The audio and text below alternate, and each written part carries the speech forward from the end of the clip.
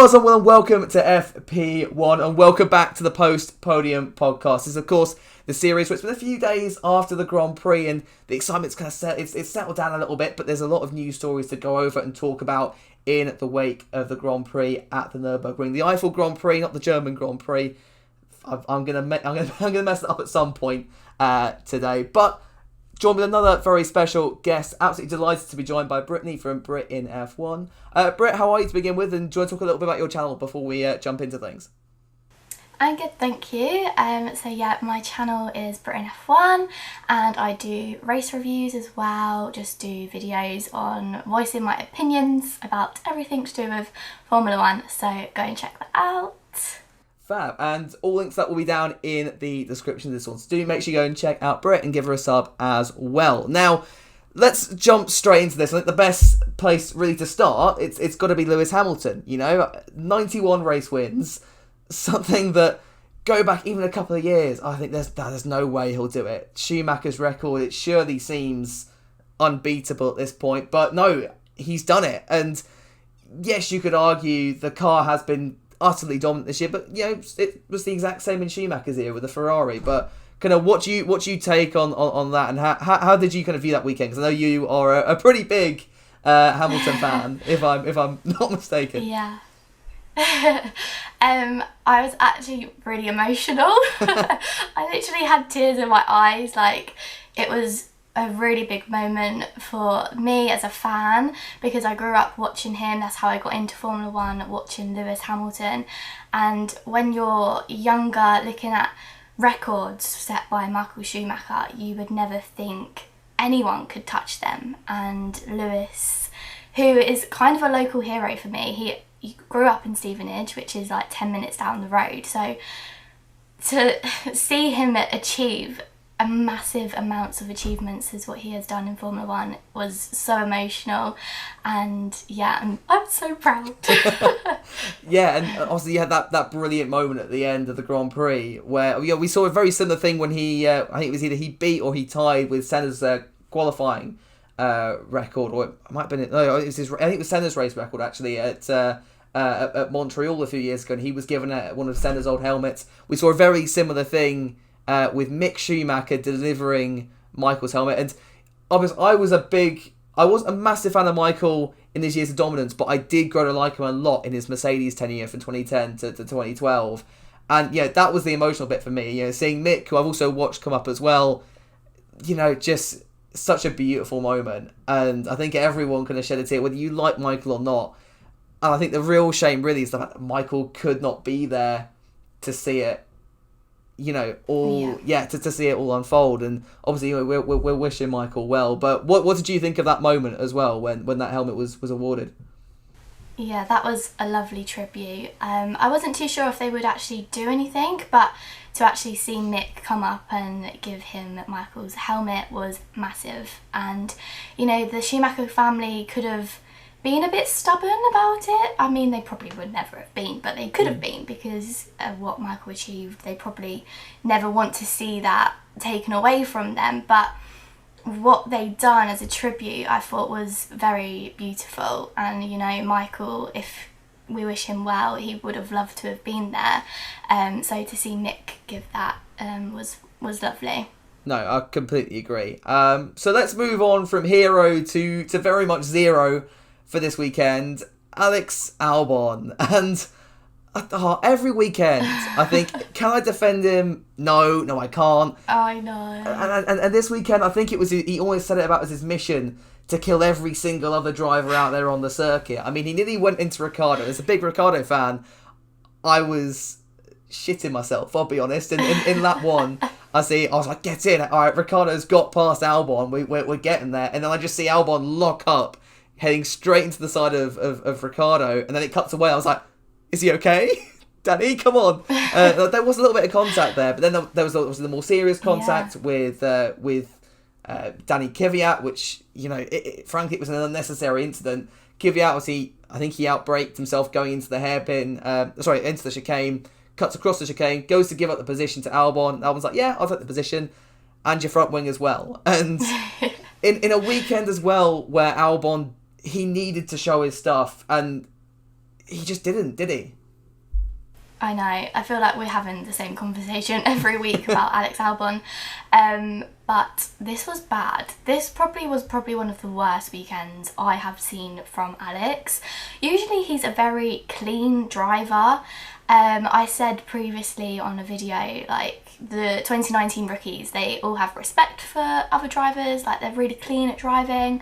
But that was just not the case this weekend. He just looked like a madman driving, and we never see that from Alex. I don't know if he was trying to be aggressive to actually make things happen, but it just wasn't working, and it was bad. And I think, do we even know if they had a problem on that car? I think in the end Red Bull probably just wanted to bring him in. Honestly, it's not so... Well, you could look at it either way. I mean, Red Bull, they're guaranteed second in the championship. Would they pull another car in? Especially given Red Bull's ethos, which is go and be aggressive. I think I remember either Christian Horner or Helmut Marko saying at the start of the season, we want Alex to go for those incidents, even if he goes and bins it in a wall. We want him to at least have gone for the incident. Or gone for the overtake even. I don't think they did bring him in. Also, there is a lot going on with the transcript of the radio that's come out, and it doesn't sound particularly great. I think people might be looking into it a little bit too much, but hey, that kind of remains to be seen. I don't know, but I think when you've got the likes of Hülkenberg, who super subbed in again and had probably his best performance out of the 3 or I guess 2 races that he's been in, hands down to Hulk, going from last 4 laps practice in that first qualifying session, finishing P8. And Marco's come out today, or supposedly, according to Italian media, who... I mean, Italian media are kind of like the guys at school, like, ones that exaggerate everything. The ones that I've got millions of pounds and I've got a Corvette and I can run 100 meters in 8 seconds or some rubbish like that. But they've come out and they said that Marco's talking about thinking about Perez or Hülkenberg, which could be very, very good options. And I would not be surprised if we saw one of them, most likely Hülkenberg, in that car before the end of the season, because Alex, he's not performing. That is bold, but before the end of the season, spice a bit of gossip from Will. But yeah, I think Hülkenberg is a good shout. I would love to see him in the Red Bull. I think what he done this weekend just shows he needs to be in Formula 1. To come into qualifying 10 minutes before was crazy, but yeah, he had a great race, just proving everyone why he needs to be in Formula 1. And Alex hasn't been performing this whole season, and he was lucky with that podium, and we really thought that would be the turning point, but it hasn't. And questions need to be asked.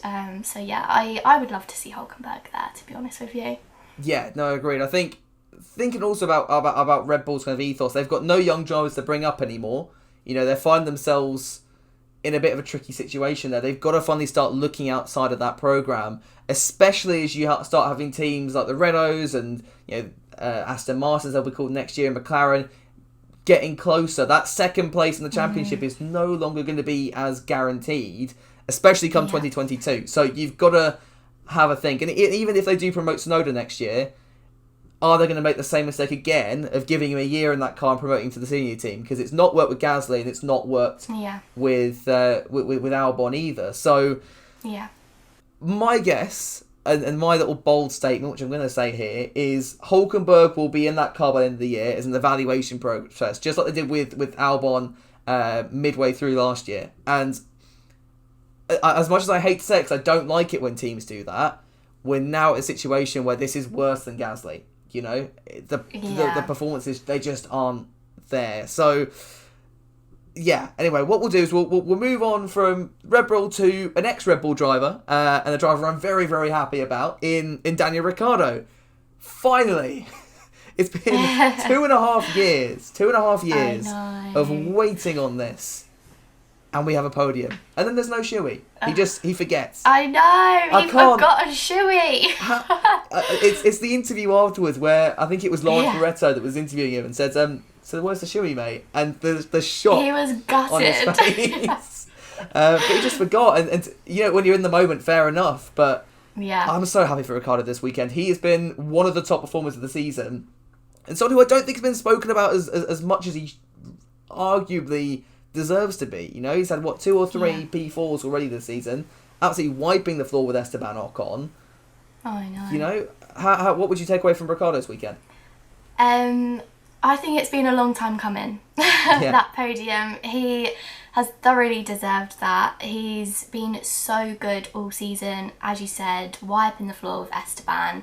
Esteban was meant to be this young one coming in, but he hasn't delivered. But Daniel, phenomenal. He, for me, has been one of the drivers of the season, like you said. And I'm just so happy for him. He deserves it after leaving the Red Bull program, going out on his own at Renault. It was a bit of a risky move. And, Daniel for me has always been, has he gone too early or gone to the wrong team too early, too late? And now Renault is starting to pick up the pace. Has he made that mistake of going to McLaren? But that's another topic. But I'm so happy for him and for the team, and I wonder what Cyril will get as a tattoo. I cannot wait for that. I cannot wait for the tattoo. I liked Max Verstappen's suggestion over the radio at the end, a big Red Bull, which would have been good fun. Yeah. You mentioned McLaren there, and it's something I think I mentioned it. In the instant race reactions, it is a little bit concerning, and I am a little bit, but at the end of the day, I think long term and thinking about how Renault have dealt with regulation changes in the past, maybe McLaren is the better option there, and I think that team, they're on more of an upwards momentum, and also Renault, they're rebranding as Alpine. Yes, they've got Alonso coming on board.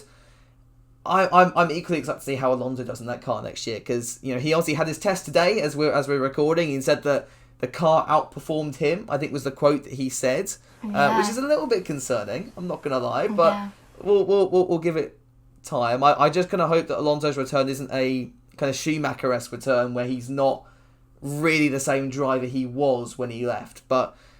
Yeah, I mean, worth talking a little bit about that. What was your take on? What is your take on Alonso coming in next year?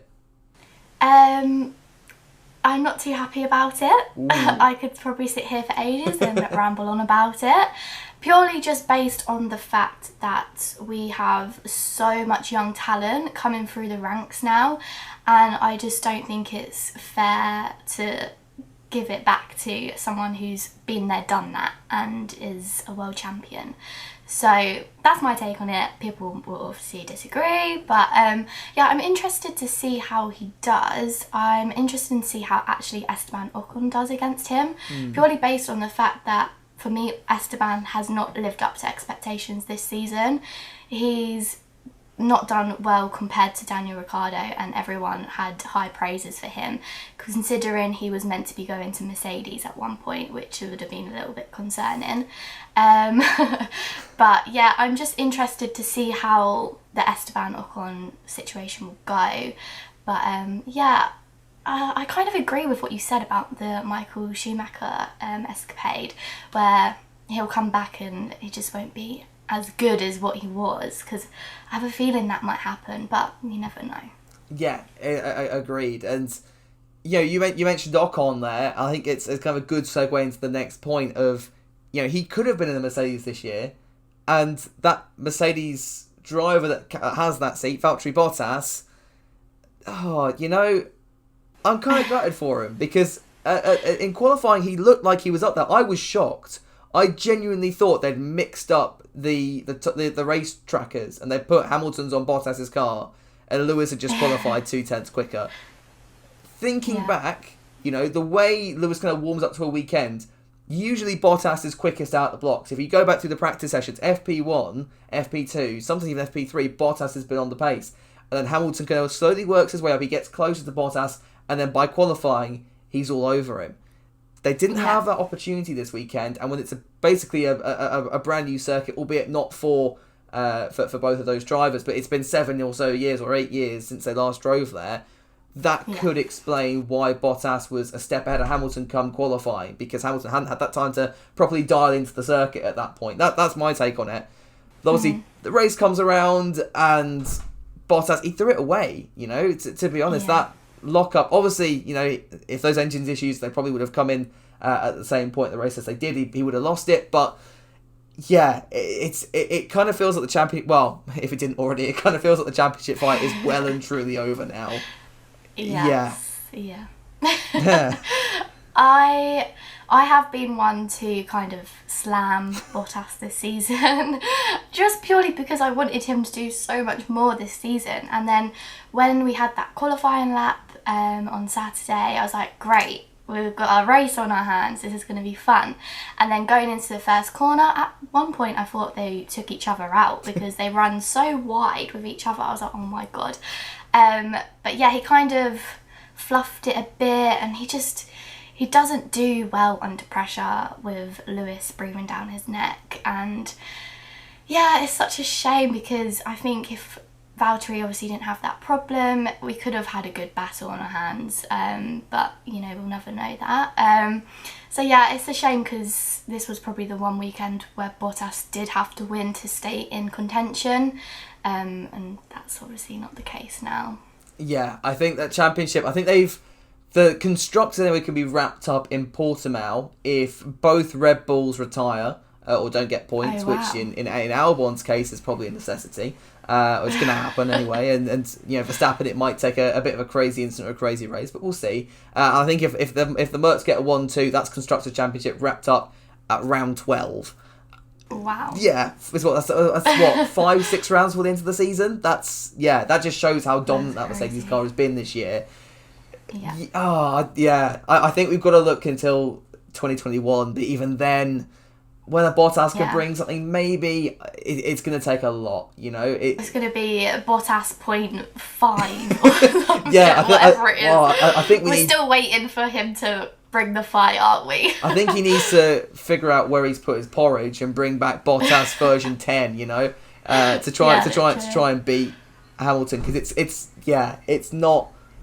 Well, one thing I found really interesting after the race, Lewis was like, they were talking about when Bottas was actually fighting Lewis to get the position, and Lewis was like, yeah, I was happy for him. And I was like, you shouldn't be like praising him because he's actually trying to fight you. Like, that's so pathetic. I agree. It's like, well done. You tried, mate. You know, it's yeah, literally. Oh, I'm happy for you. You actually tried to fight me. Yeah, it's like you're teaching your kids, I don't know, football or something, and they try really to tackle you. They know they're never gonna do it, but they try. I don't know.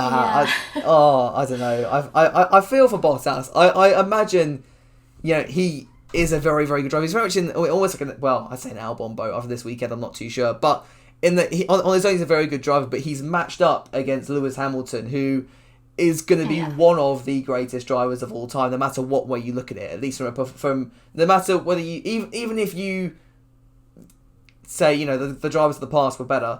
If you look at it from a pure statistic standpoint, he is one of, and probably will end up being, the greatest of all time from a statistic standpoint. I'm not going to get into that argument now, because that's going to create a hell of a lot of drama down in the comment section below. But, you know, let's round this up then and go over some predictions. So what I'd like for you now, Brit, is if you give me a top 3 prediction for the race in Portimao, and then a bold prediction for the weekend as well. Okay. Oh.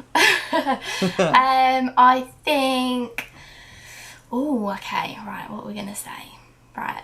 I'm gonna go with a Max Verstappen win, because he was looking so good this weekend. So I think we could see a win. So I'm gonna go Max win, Lewis second, and then Bottas third. Bit of a different order, but we'll go with that. And then for a bold prediction, if something happens to either the Red Bull or Mercedes, I'm gonna say another Daniel podium, or maybe a Lando podium. Maybe a Lando one. Equally, I think Lando could do with a little bit of luck, you know. he's had a bit of a top on the last couple of races. He was doing so well. He's obviously lost P4 in the championship now. I know. Oh, I think he could have been... Oh, sorry, carry on. No, go on. I was just going to say, I think he could have really had a good battle with Daniel for that third position in the last race. But yeah, carry on. Yeah, definitely. I think so. Yeah, for me, top 3, it's difficult. So it's a new track. We've not been here before.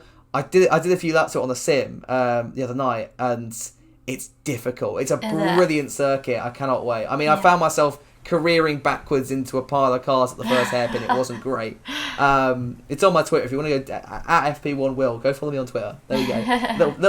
little bit of a plug. But no, I'm gonna go Hamilton to win it because he's won every new track on the on the calendar so far. Then Bottas second. I'm gonna say Sergio Perez in third. I feel like that Racing Point could be good. I don't know. That's my. Yeah, that's what I'm going to go with. Perez and then for a bold prediction, good. Yeah, I think the racing it has the potential definitely to be quick. Yeah. And I feel like this sort of track could suit it quite a lot, but we'll have to wait and see. And then bold prediction, I think I've already kind of mentioned it, but I'm gonna say a shock podium for someone. You know, I'm gonna kind of go on the same lines as you with that one. Yeah. Like I said Perez, but like you said, Lando could be up there, Ricciardo could be up there. Yeah.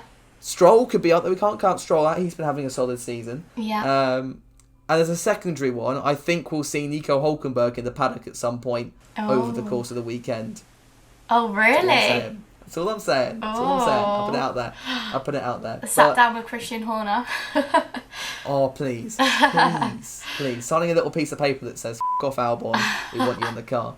But anyway, we'll wrap things up there, guys. Thank you so much for watching. As I said, make sure you go and subscribe to Brit's channel as well. All links will be down in the description below.